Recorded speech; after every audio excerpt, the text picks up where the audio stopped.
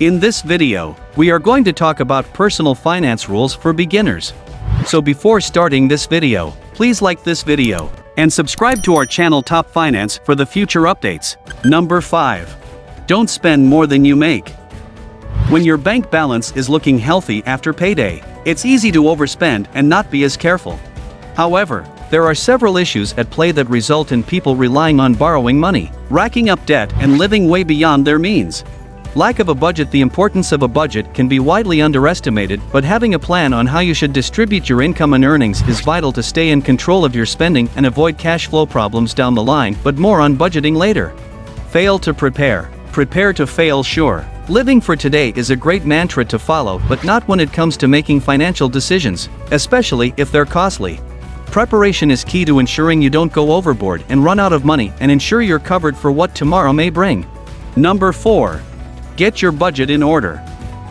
Creating a spending plan for your money ensures that you'll always be able to afford the essentials you need and the things that are important to you. A budget will help to prevent the accumulation of debt. Find areas that you can save money and give you back control. Determine how much of this you want to set aside for luxuries such as dining out, holidays, and clothes, and how much you can realistically afford to save. Make it a habit to review your budget 2 weeks to make any changes or improvements necessary. Number 3. Always do your research before making a purchase. If you're looking to make a purchase of any kind, remember to browse the internet to see if you can find it cheaper elsewhere. According to research from Think with Google, 53% of shoppers say they shop around before making a purchase to ensure they're making the best possible choice. But there are still ways you can up your research game, ensuring you save the most money. One way to do this is by adding a coupon finder, such as Honey, to your browser extension to help find you discounts, coupons, promo codes, and deals when shopping online, and automatically applying them to your basket. Another way to save money, especially if you're shopping on a new website, is to sign up to their newsletter. Some companies offer 10% or more of your first purchase. Number 2. Separate your emotions from your finances. Do you find that you're spending money to increase your happiness when you feel like you need a pick-me-up? You're not alone. Of course, treating yourself to a little treat once in a while isn't such a terrible thing, but when you're spending money compulsively to fill a hole, then it can lead to some serious financial problems, worsened by the consumerist society we live in. The first step to tackling this issue is to spot the signs by becoming self-aware of your spending habits when you're most likely to make an unnecessary purchase, and how you're feeling. Number 1. Maintain or work on fixing your credit score. Your credit score shows lenders how likely you are to pay back any money you borrow.